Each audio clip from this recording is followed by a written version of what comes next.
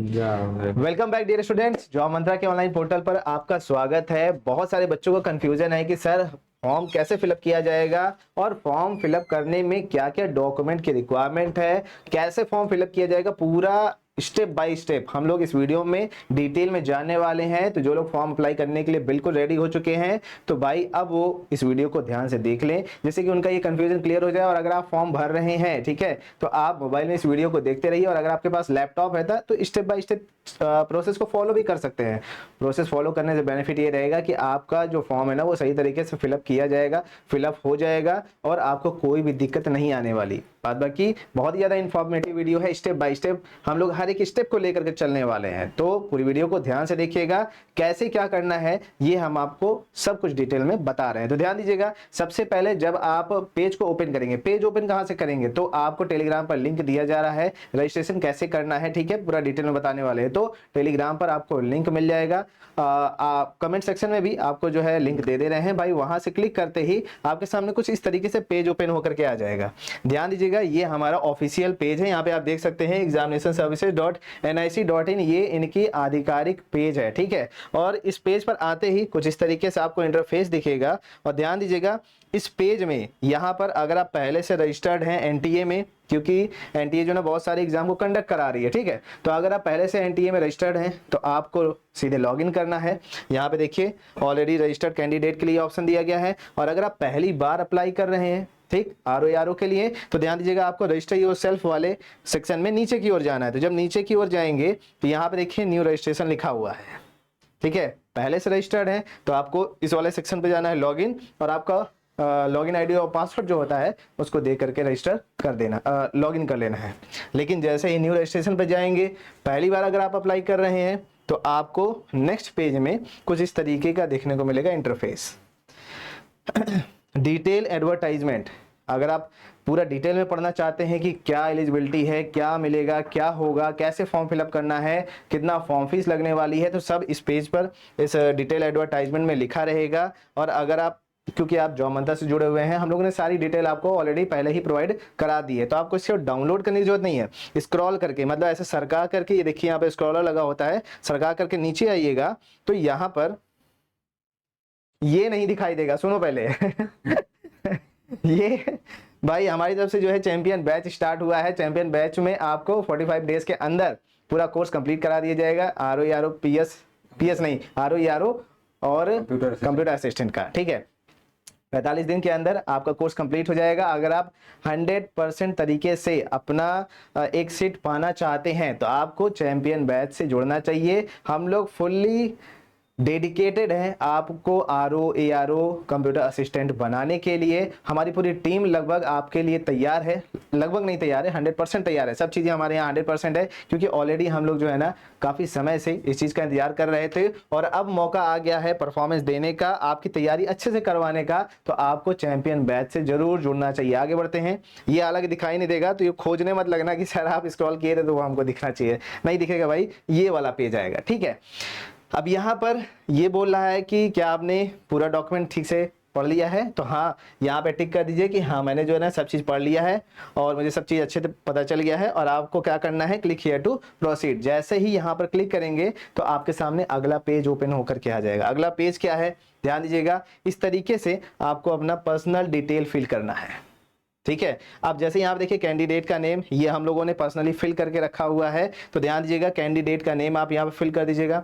Fathers name, mother's name ध्यान देना है। हाई स्कूल की मार्कशीट आपको लेकर के बैठना है। हाई स्कूल की मार्कशीट के हिसाब से ये पूरा डिटेल होना चाहिए। और हाई स्कूल की मार्कशीट में जो भी नाम है, फादर्स नेम है, वो आपके आधार कार्ड से मैच करना चाहिए। इधर उधर एक भी अक्षर हुआ तो आगे फॉर्म प्रोसेस करने में प्रॉब्लम हो जाएगी आगे चल करके, जब आप आधार कार्ड को वेरीफाई कराओगे। हम लोग भी ये प्रॉब्लम थोड़ा सा अभी झेले हुए हैं, ठीक है। तो पहले से मैं आपको बता दे रहा हूं। तो यहाँ पे आप जो ना मदर्स नेम भर दीजिएगा। डेट ऑफ बर्थ आपका जो भी है उसको चूज कर लीजिएगा, जेंडर चूज कर लीजिएगा। और ध्यान दीजिएगा, अगेन जैसे ही आप स्क्रॉल करके नीचे आएंगे ना तो यहाँ पे फिर से आपको सेम वही चीज फिलअप करने के लिए बोलेगा। कैंडिडेट का नेम हो गया, फादर्स नेम हो गया, मदर्स नेम हो गया, डेट ऑफ बर्थ हो गया। उसके बाद आप कौन से जेंडर के हैं, मेल फीमेल अदर, यहाँ पे 3 ऑप्शन पूछा जा रहा है। तीनों में से जो भी हैं आप वो आप चूज कर लीजिएगा, ठीक है। उसके बाद आपका जो एड्रेस है आधार कार्ड के हिसाब से आप उसको यहाँ पे फिलअप करिएगा। यहाँ पर आप जो है ना पुलिस स्टेशन आपका अगर आपको नहीं पता है तो पुलिस स्टेशन पता करके यहाँ पे सही पुलिस स्टेशन भरिएगा, ठीक है, तभी आपका जो है ना आगे चल करके आपको प्रॉब्लम नहीं झेलना पड़ेगा, वरना वेरिफिकेशन में दिक्कत आ जाएगी। कंट्री आपको इंडिया सेलेक्ट कर लेना है क्योंकि आप इंडिया के रहने वाले हैं।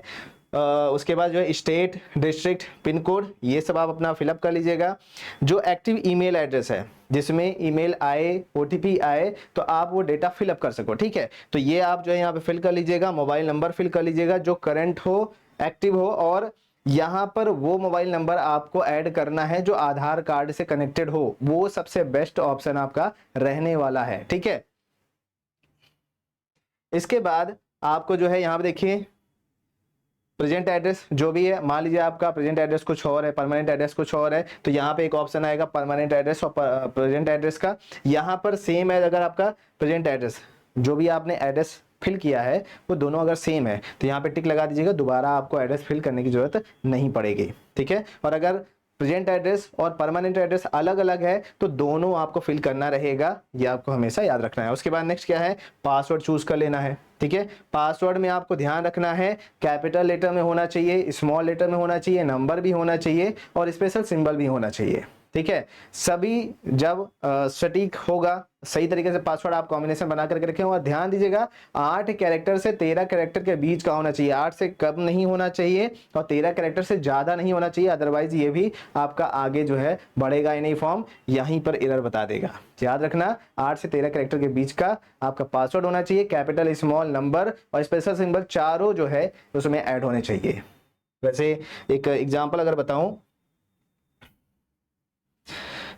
तो आप इस तरीके से कुछ लिख सकते हो, @ कर लेना, उसके बाद अपना नाम लिख देना,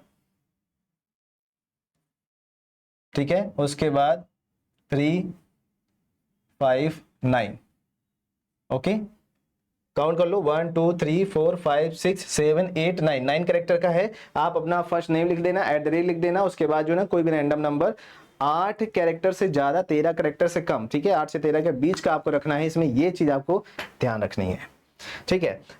पासवर्ड लगा लिया आपने, सिक्योरिटी आंसर याद रख लेना भैया, मान लो कभी जिंदगी में भूल गए पासवर्ड वासवर्ड, तो वैसे ओटीपी से आप रिकवर कर सकते हैं, ऐसी बात नहीं है। लेकिन सिक्योरिटी क्वेश्चन जो है ना आपका ऐसे रेयर केस में काम में आता है जब आपके पास ओटीपी वाला सीन नहीं होता है, ठीक है। तो यहाँ पे आप जो है ना सिक्योरिटी क्वेश्चन चूज कर लीजिएगा, आंसर दे दीजिएगा, उसके बाद कपाचा फिल किया जाएगा, कपाचा भर लीजिएगा और उसके बाद नेक्स्ट आगे की ओर प्रोसेस करिएगा, ठीक है। नीचे नेक्स्ट का ऑप्शन आता है, नेक्स्ट स्टेप लिखा रहता है। जैसे ही आप क्लिक करेंगे तो ऐसे आपका आ जाएगा कि भाई जो आपने फॉर्म फिलअप किया हुआ है उसको एक बार जा करके आप फिर से चेक कर लीजिए और उसके बाद आपका पूरा का पूरा फॉर्म नेक्स्ट कंटिन्यू होगा। तो आपको इसको क्लोज करना है। क्लोज करने के बाद ये देखिए यहाँ पर बोल रहा है before proceeding please review your personal detail, present address, permanent address and confirm them by selecting all the requirement check box. ये आपका आएगा, डायरेक्ट इस पे टिक नहीं करना आपको, ठीक है। आपको स्क्रॉल करके ऊपर जाना है क्योंकि ये देखो नीचे का पार्ट है ये, ठीक है। स्क्रॉल करके ऊपर जाना और यहाँ पे देखो ये दिया हुआ है, कुछ इस तरीके से पेज आएगा। यहाँ पर I have verified all personal detail submitted, यहाँ पे क्लिक कर लेना। उसके बाद प्रेजेंट एड्रेस, परमानेंट एड्रेस ये सब चेक कर लेना कहीं कोई गलत तो नहीं भरा हुआ है। और उसके बाद अगेन यहाँ पे दिया हुआ है I have verified electronic communication present and permanent address detail submitted, ठीक है। इसके बाद नेक्स्ट और स्क्रॉल करके नीचे आना है, तब आपके पास आई एग्री का ऑप्शन यहाँ पर हाईलाइट होगा, ठीक है। और जब तक उन दोनों पर टिक नहीं करोगे तो भाई ये आपका आई एग्री पर टिक नहीं होगा। अब ये ब्लू वाला हाईलाइट हो जाएगा। ओटीपी वेरीफाई करने के लिए अब आपको बोल रहा है, ठीक है। तो आप ओटीपी को वेरीफाई करने के लिए इस स्टेप पे क्लिक करिएगा और ये देखिए बोल रहा है do you wish to submit registration form and get OTP, पूछ रहा है कि क्या आप अपने रजिस्ट्रेशन फॉर्म को सबमिट करना चाहते हैं और ओटीपी प्राप्त करना चाहते हैं। तो भैया आप जो है ना यस कर दीजिएगा। और ध्यान दीजिएगा जो भी आप रजिस्ट्रेशन फॉर्म अप्लाई किए हैं और जो भी डेटा आपने फिलअप किया है ना, फिर आप उसमें चेंजेस नहीं कर सकते। यस पे क्लिक करते ही यहाँ पे देखिए यस बोल रहा है। जैसे ही यस पे क्लिक करेंगे तो आपका नेक्स्ट पेज ओपन होकर के आ जाएगा जिसमें आपको ओटीपी फिलअप करना है। यहाँ पे देखिए हमने जो है ना जो मोबाइल नंबर लिख रखा था इस पर आ जाएगा हमारा ओटीपी। ठीक है, ओटीपी आ जाएगा। तो भाई देखिए, प्लीज वेट फॉर 3 मिनट। मान लीजिए एक बार आपने ओटीपी को रिक्वेस्ट किया या सबमिट किया है, तो कभी कभी नेटवर्क प्रॉब्लम की वजह से तुरंत ओटीपी नहीं आती है, तो 1-2 मिनट वेट कर लीजिएगा। वेट करने के बाद आप जो है ना रीसेट ओटीपी करिएगा, तब दोबारा ओटीपी आएगा। और ध्यान दीजिएगा, 3 बार से ज्यादा आप ओटीपी नहीं मंगा सकते, ठीक है, इस बात का भी ध्यान रखिएगा। तो जल्दी जल्दी रीट्राई मत करिएगा, पेशेंस रखिएगा, नेटवर्क प्रॉब्लम की वजह से कभी कभी देर में आ सकता है। सबमिट करिएगा फॉर्म को। देखिए कुछ इस तरीके से ओटीपी भर लीजिएगा। भैया ये जो ओटीपी भरा हुआ है ना, यही मत भर देना। आपके पास आपके मोबाइल में आपकी खुद की ओटीपी आएगी, ठीक है, उस ओटीपी को यहाँ पे फिलअप करना है। बहुत सारे बच्चे क्या करते हैं, हाँ सर ने भरा हुआ है, इसी को टीप दो वहां पे। ये टीपने वाला काम नहीं करना। ओके, आपका ओटीपी आएगा, उसको भर देना, सबमिट पे क्लिक करना है। सबमिट क्लिक करने के बाद इस तरीके से देखिए पेज होकर के आ जाएगा, जिसमें लिखा हुआ है कि आपका रजिस्ट्रेशन फॉर्म कंप्लीट हो चुका है, ठीक है।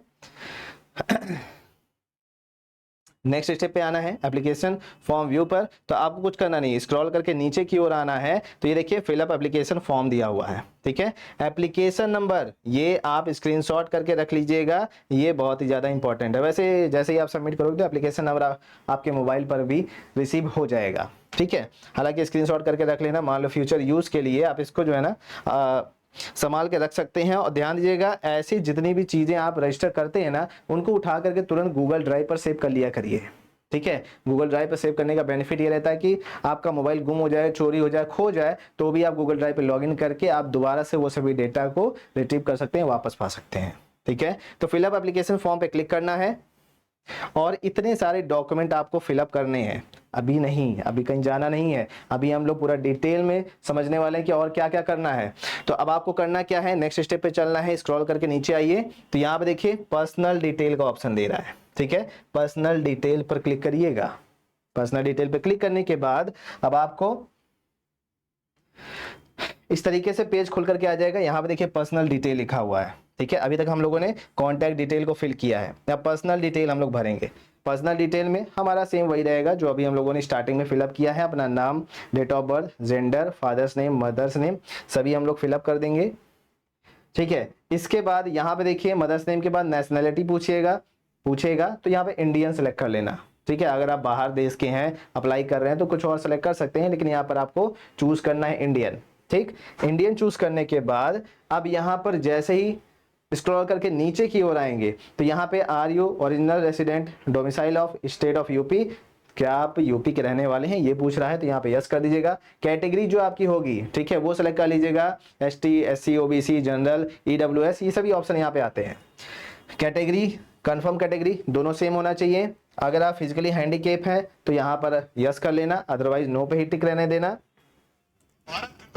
अगेन फिर से बताने की जरूरत नहीं है, ठीक है। चैंपियन बैच से जुड़ना होगा और अपनी तैयारी को सफल बनाना होगा। चैंपियन बैच से जुड़ेंगे, आपकी लाइफ चेंज हो जाएगी, ठीक। आगे की ओर बढ़ते हैं थोड़ा सा। फिजिकली हैंडीकैप नो कर दीजिएगा। Are you sports person of UP, इसको भी आप यस कर सकते हैं। अगर आपने कोई भी स्पोर्ट्स लिया हुआ है, ठीक है, स्पोर्ट्स लिए हैं, तो आप यहाँ पे यस कर सकते हैं। अगर आप कोई स्पोर्ट्स नहीं लिए हैं तो भैया नो कर देना। एक्स सर्विसमैन है तो आप यस कर सकते हैं, अदरवाइज नो कर सकते हैं। अच्छा, वो सबका फायदा मिलेगा, ठीक है। Are you dependent of freedom fighter, कोई अगर आपके घर खानदान में फ्रीडम फाइटर रहा होगा तो उनके लिए भी ऑप्शन है, उनको भी जो है ना यहाँ पे छूट मिलेगा। लेकिन अगर आपके यहाँ से कोई नहीं है तो नो कर दीजिएगा। मैरिटल स्टेटस आपका क्या है, शादी किया है कि नहीं किया है, ठीक है, मैरिड अनमैरिड, वो आप टिक कर सकते हैं। Have you ever been dismissed by the union government by a state, किसी के द्वारा आप जो है रिजेक्ट किए गए हैं, डिसमिस किए गए हैं कहीं किसी नौकरी से, तो आपको जो है ना, अगर आप डिसमिस किए गए हैं तो यस करिएगा, नहीं किए गए हैं तो नो पे आपको टिक करना है। पूरा डिटेल में मैं बताते चल रहा हूं आपसे। देखिए गलती नहीं होनी चाहिए, और गलती नहीं होगी अगर आप हमारे प्रोसेस को फॉलो करेंगे तो पूरा डिटेल ध्यान से देखिए, घबराइए नहीं, ठीक है। फॉर्म फिलअप करना, भाई देखिए नौकरी का सवाल है, आपकी जिंदगी का सवाल है, आपके फ्यूचर कैरियर का सवाल है, तो हड़बड़ाना यहाँ पे ठीक नहीं होगा, ठीक है। हड़बड़ाने से चीजें गड़बड़ हो जाती हैं, और जल्दी का काम शैतान का होता है, as you know very well. तो एक्सप्लेन करने की जरूरत नहीं है, ठीक है। आराम से पूरे स्टेप को समझते चलिए। मैरिटल स्टेटस आपका अनमैरिड हो जाएगा, ठीक है। हैव यू एवर बीन, तो इसको आप नो कर दीजिएगा, ठीक। नॉर्मली कपाचा फिल कर देना है, जो भी यहाँ पे दिया हुआ है। कपाचा फिलअप करने के बाद सेव एंड नेक्स्ट पे क्लिक कर देना है। सेव एंड नेक्स्ट पे क्लिक करने के बाद अब आपका देखिए आइडेंटिटी डिटेल आ जाएगा, ठीक है, जिसमें आधार विवरण आपको देना पड़ेगा। ये देख रहे हैं यहाँ पे हमने जो है ना आधार कार्ड का नंबर भी दे दिया। अब आप यही वाला मत भर दीजिएगा, आपके पास जो आधार कार्ड अवेलेबल है उसको फिलअप करना है। पता चला हमारे पास जो है ना आपकी ओटीपी आना स्टार्ट हो गई। कैंडिडेट का नाम आपका रहेगा, जेंडर, ठीक है, जन्मतिथि, और यहाँ पे इसको आपको चूज कर लेना है, सेलेक्ट कर लेना है, ठीक है। आप इसको क्लिक करेंगे ना तो आधार कार्ड से आपका डेटा फेच किया जाएगा, UIDAI। जब आप आधार कार्ड बनवा रहे होंगे तो वहाँ पे आपका मदर्स नेम, फादर्स नेम, आपका पूरा पर्सनल जो डेटा होता है वहाँ पे ऑलरेडी अपलोडेड होता है। तो आधार कार्ड को आप बोल रहे हैं यहाँ पे कि मैंने जो आधार कार्ड दिया है, ठीक है, और इसको जो मैंने डिटेल दिया है इसको मैं आधार कार्ड से वेरीफाई कराना चाहता हूं। और उसके बाद यहाँ पे आगे देखिए आधार कार्ड नंबर आपसे पूछेगा, ठीक है। ध्यान दीजिएगा आधार कार्ड का जो डिटेल है वो आपके हाई स्कूल के मार्कशीट से मैच करना चाहिए, ठीक है। मैच नहीं करेगा तब ये प्रोसेस आगे बढ़ेगा ही नहीं, यहाँ पर अनुमति मिलेगी ही नहीं कि आप आगे बढ़िए। पहले आपको जाकर सही करवाना पड़ेगा आधार कार्ड की डिटेल को, तभी आप ये फॉर्म फिलअप कर सकते हैं, ठीक है। तो आप अपना आधार कार्ड नंबर डालिएगा, कंफर्म करिएगा दोबारा डाल करके, और फिर नीचे जो है ना सबमिट पर क्लिक कर दीजिएगा, ठीक है। कपाचा आएगा, कपाचा हर एक स्टेप में है तो आपको इसको फिल करना भूलना नहीं है। अब ध्यान दीजिएगा यहाँ पर ओटीपी सेंड किया जाएगा, जो भी आपका आधार रजिस्टर्ड मोबाइल नंबर है। ओटीपी सेंड करने के बाद यहाँ पर आपको ओटीपी जो रिसीव हुई है वो फिल कर देना है, फिर से कपाचा फिल कर देना है और उसके बाद सबमिट ओटीपी पर क्लिक कर देना है।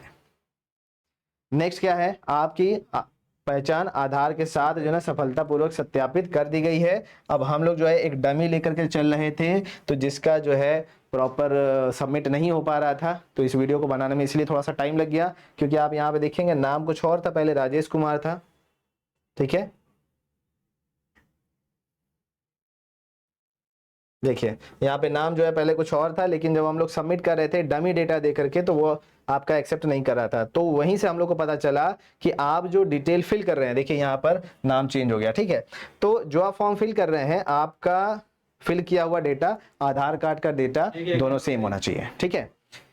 अब उसके बाद जैसे ही आप आधार कार्ड को वेरीफाई करेंगे तो अब आप ये चूज करने वाले हैं, ठीक है। अब ये आपसे पूछेगा कि आप किस चीज के लिए अप्लाई कर रहे हैं। ये देखो आपका एक जो कंफ्यूजन था ना कि सर अलग अलग अप्लाई करना पड़ेगा या एक ही बार में सब अप्लाई हो जाएगा, तो ये देखो तीनों को ऑप्शन इसी में दे रहा है, ठीक है। एक साथ ही रिव्यू ऑफिसर भी, असिस्टेंट रिव्यू ऑफिसर भी और कंप्यूटर असिस्टेंट, ठीक है, तीनों के लिए आप एक बार में ही अप्लाई कर रहे हो। बी सर्टिफिकेट ऑफ एनसीसी, अगर आपके पास बी सर्टिफिकेट है एनसीसी का तो आप यहाँ पे चूज कर सकते हो यस और नो का। लेवल ऑफ कंप्यूटर एजुकेशन, तो आपके पास जो भी कंप्यूटर एजुकेशन का सर्टिफिकेट है, बीसीए किया है, बीटेक किया है, ओ लेवल किया है, ट्रिपल सी किया है, या गवर्नमेंट रिकॉग्नाइज्ड जगह से आपने एडीसीए या डीसीए किया है, तो वो आपको यहाँ पर चूज करना होगा। और do you possess the minimum typing speed of 25 word, आप 25 वर्ड पर मिनट टाइप कर पा रहे हैं कि नहीं कर पा रहे हैं, आपको ये चूज करना है यस और नो में। नो करेंगे तो कोई मतलब नहीं है, फॉर्म मत भरिए। अगर यस कर रहे हैं तो भैया यस करके ही आप जो है ना फॉर्म भरिए, आगे बढ़िए और तैयारी करिए। Do you possess the knowledge of data entry, word processing and computer operation, computer चलाना आपको आता है, MS वर्ड का इस्तेमाल आपने क्या किया है कभी, अगर आपको आता है तो आप इसमें जो है ना यस कर दीजिए। वैसे आपको यस ही करना है, नो कर देंगे तो फिर फॉर्म जो है ना वहीं पर कहानी खत्म, आपको आगे नहीं बढ़ना है, ठीक है। तो आपके पास भाई अगर आप ट्रिपल सी जान रहे हैं तो जाहिर सी बात है MS word, excel, power point जरूर पढ़े होंगे, ठीक है। तो यहाँ पे यस कर देना है। नेक्स्ट है do you possess the knowledge of data entry, word processing, ये हमारा हो गया। उसके बाद have you serve the territorial army for the minimum period of 2 years, अगर आप 2 साल तक आर्मी की सेवा की है तो यस करिएगा, अदरवाइज इसको नो करके कैप्चा भर करके सेव एंड नेक्स्ट पर क्लिक कर दीजिएगा, ठीक है। अब आपसे अप्लाई फॉर के बाद क्वालिफिकेशन डिटेल पूछ रहा है। क्वालिफिकेशन आपकी क्या है, तो 10th में जो भी आपने हासिल किया है 10th का मार्कशीट निकाल के बैठ जाइएगा और 10th का पूरा डिटेल भर लीजिएगा, ठीक है। और डिटेल फिलअप करने के बाद जैसे ही आप स्क्रॉल करके नीचे की ओर आओगे तो आपसे 12th का बोला जाएगा, 12th का भी डेटा आपको फिलअप करना है, ठीक है। यहाँ पे देखिए आपका आ गया 12th का, ध्यान से देख लो सब चीजें क्या क्या फिलअप किया गया है, ठीक है।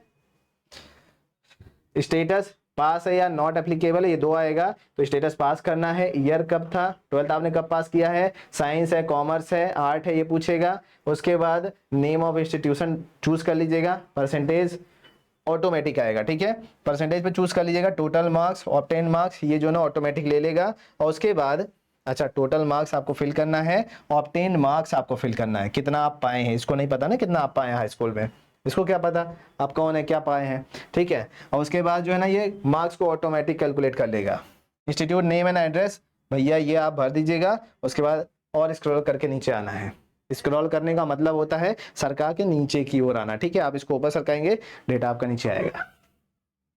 ग्रेजुएशन चूज कर लीजिएगा, पास हैं कि फेल हैं, ठीक है। ग्रेजुएशन फिलअप कर लीजिएगा जैसे आपने हाई स्कूल और इंटर का भरा हुआ है। और जब आप नीचे आएंगे तो यहाँ पे देखिए पोस्ट ग्रेजुएशन का भी पूछ रहा है, आपने किया है पीजी भर दीजिएगा, नहीं किया है तो नॉट एप्लीकेबल पर टिक मारिएगा, आपसे कुछ नहीं पूछेगा, ठीक है। एनी अदर क्वालिफिकेशन में भी आपको क्या करना है, नॉट एप्लीकेबल करना है, ठीक है। अब जब नॉट एप्लीकेबल कर देंगे तो कुछ भी नहीं पूछेगा। कैप्चा पर चले जाइए, कैप्चा फिलअप कर दीजिएगा और सेव एंड नेक्स्ट पर क्लिक कर दीजिएगा, ठीक है। अभी तक देखिए क्वालिफिकेशन डिटेल आपका फिल हो गया। अब हम लोग बात करने वाले हैं एडिशनल डिटेल पर, ठीक है। कुछ चीजें जो है ना आपसे पूछेगा, अदर डिटेल पूछेगा, जैसे are you an employ of central state government, आप इसको जो है नो करिएगा। क्रिमिनल प्रोसीडिंग है, हाँ अगर एम्प्लॉय है तो यस करेंगे, एम्प्लॉय है तो यस करेंगे, अभी अगले स्लाइड में बता रहे हैं ना।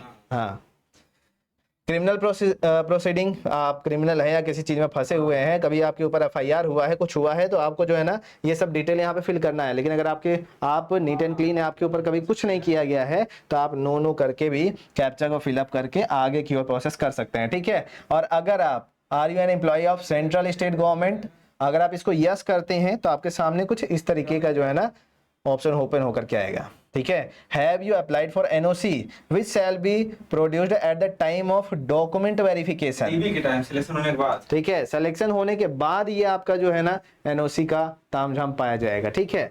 अभी आपको कुछ फिलअप नहीं करना है, बस इन दोनों को यस करके आगे बढ़ जाना है। अगर आप स्टेट या सेंट्रल के एम्प्लॉय हैं तब की ये बात है। अगर एनओसी नहीं मिलता घबराने की जरूरत नहीं है, हाँ रेजिग्नेशन लेटर से काम हो जाएगा, ध्यान दीजिएगा। हाँ तो सर ने बताया कि अगर आप जो है एनओसी नहीं मिलता है, एनओसी नहीं पाते विभाग नहीं हैं, देते ठीक है, क्योंकि कई सारे विभाग जो है ना प्रोवाइड नहीं करते हैं। तो अगर आप एनओसी नहीं पा रहे हैं तो कोई दिक्कत वाली बात नहीं, आप रेजिग्नेशन लेटर दे दीजिए, त्याग पत्र दे दीजिए कि भैया मैं अब पोस्ट पर नहीं कार्य रहना चाहता, हाँ, और वही लेटर आप यहाँ पे दे देंगे तो आपका काम हो जाएगा, ठीक है। ये भी आपका कंफ्यूजन क्लियर हो गया। एम्प्लॉयमेंट डिटेल दे दीजिए उसके बाद, ठीक है। आर यू सेंट्रल स्टेट करेंगे ना तो आपको सब चीज यहाँ पे भरना पड़ेगा, नेम ऑफ गवर्नमेंट, ठीक है। ऑर्गेनाइजेशन कौन सी है, हाँ डेजिग्नेशन किस पोस्ट पे है, डेजिग्नेशन क्या है, ऑर्गेनाइजेशन, डेजिग्नेशन, एम्प्लॉयमेंट नंबर जो जनरेट किया जाता है, वर्किंग कब से काम कर रहे हैं, टिल में टिल नाउ, हाँ टिल नाउ आप करेंगे बिल्कुल। और उसके बाद पे लेवल क्या था आपका, ठीक है। ये सब फिलअप करके फॉर्म को नेक्स्ट करना है। लेकिन अगर आप जो है ना एम्प्लॉय नहीं है तो इसको नो करेंगे तो कुछ नहीं पूछा जाएगा, आगे फॉर्म आपका चला जाएगा, ठीक है।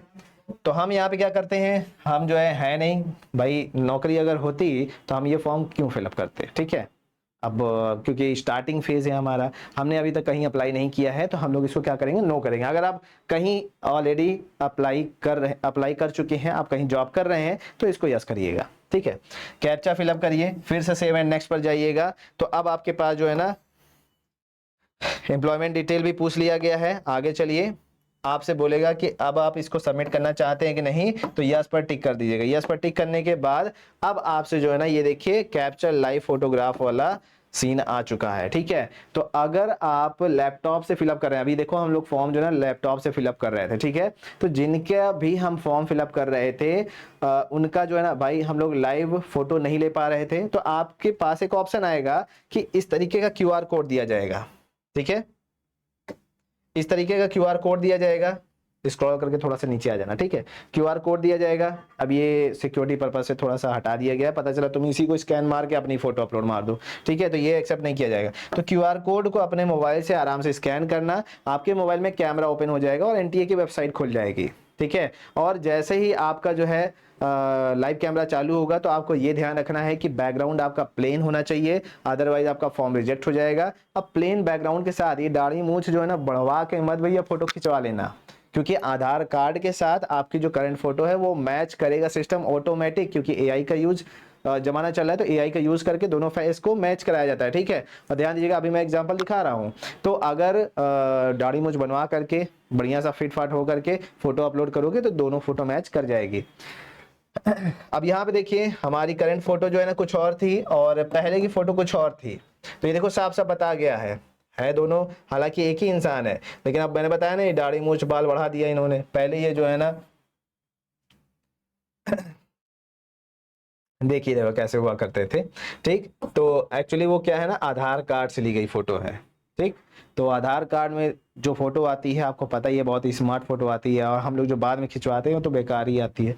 तो आधार कार्ड से ये जो है ना सिस्टम ऑटोमेटिक मैच कराता है। खींची गई तस्वीर आपके पहचान पत्र में दी गई तस्वीर से मेल नहीं खाती, अगर आप ऐसा सीन पाते हैं, ठीक है, ऐसा कुछ नोटिफिकेशन पाते हैं, तो आपको यहां पर टिक करना है, आधार फोटो मेल ना होने की स्थिति में आवेदन फॉर्म भरें, ठीक है। और यदि भविष्य में किसी नकल या प्रतिरूपण का मामला पाया जाता है तो आपकी उम्मीदवारी रद्द की जा सकती है। तो अगर आप नकल करवाने या करने जा रहे हैं तो भैया आप फॉर्म न भरिए, सीधी सी बात है। और अगर कभी भी जो है ना पकड़े जाते हैं और ये दोनों मिसमैच होता है कि इसमें अलग है उसमें अलग है, ठीक, नकल में पकड़े जाते हैं, तब उस सिचुएशन में आपकी जो उम्मीदवारी है, आपका जो रजिस्ट्रेशन है वो रद्द कर दिया जाएगा, आपको डिबार कर दिया जाएगा इनके हर एक एग्जाम से। नेक्स्ट है सबमिट। जैसे ही करेंगे तो अब आता है आपका मेन और सबसे इंपॉर्टेंट चरण जिसको बोलते हैं, सबसे इंपॉर्टेंट स्टेप है। तो यहां पर अब आपको एक फोटो अपलोड करनी है, ठीक है। फोटो अपलोड करनी है, लेफ्ट हैंड का थंब इंप्रेशन अपलोड करना है, सिग्नेचर अपलोड करना है, कैटेगरी सर्टिफिकेट अपलोड करना है, क्लास 10 का सर्टिफिकेट अपलोड करना है, ठीक है। ये आपका टोटल 5 डॉक्यूमेंट हार्ड कॉपी में लेकर के आपको बैठना पड़ेगा, और तभी जा करके आपका ये जो है ना अप्लाई हो पाएगा। हार्ड कॉपी को आप जो है ना डिजी लॉकर में रख लीजिए, या फिर जो है डिजिटली अपने मोबाइल में या कंप्यूटर लैपटॉप में सेव कर लीजिए। और ध्यान दीजिएगा, आपको यहाँ पे इंपॉर्टेंट बात यह है कि जो फोटोग्राफ अपलोड होगी वो कैसी होगी पता है, photograph uploaded must contain the applicant's name and date of capturing of the photograph, ठीक है। मतलब ये कि आपकी जो फोटो है, जैसे ये मान लीजिए आपकी फोटो है, तो इसमें आपका यहाँ पर नाम होना चाहिए, और जिस दिन आपने फोटो खिंचवाया है उस दिन का डेट यहाँ पे पड़ी होनी चाहिए, ठीक है। तो आपका भाई मान लीजिए नाम राजेश कुमार है, आपने फोटो लगा दी है, तो यहाँ पे आपका नाम होना चाहिए राजेश कुमार, ठीक है। नीचे नाम होना चाहिए पूरा जो यहाँ पे लिखा गया है, और उसके बाद जो है ना डेट ऑफ कैप्चरिंग, जैसे मान लो आज जो है ना 3 जून है एग्जाम्पल में, तो यहाँ पे 3 जून 2026 लिखा होना चाहिए, डेट लिखा होना चाहिए जिस दिन आप खिंचवा रहे हैं। तो ऐसी फोटो इसमें जो है ना आपको अपलोड करनी है। साइज आपकी 10 KB से 200 KB के बीच में होना चाहिए। लेफ्ट हैंड थंब इंप्रेशन यहाँ पर आपको अपलोड करना है 10 से 200 KB के बीच में। सिग्नेचर भी आपका होना चाहिए 10 से 100 KB के बीच में। कैटेगरी का सर्टिफिकेट आपको 50 KB से 300 KB के बीच में, और क्लास 10 का जो सर्टिफिकेट है वो आपका 50 KB से 300 KB के बीच का होना चाहिए, ठीक है। ये सभी डॉक्यूमेंट जब आप अपलोड करेंगे, अपलोड करने के बाद नेक्स्ट करेंगे, तब आपका आएगा फाइनल सबमिट। फाइनल सबमिट में आपको फी पेमेंट करनी है। अगर आप जो है ST SC बिलोंग करते हैं,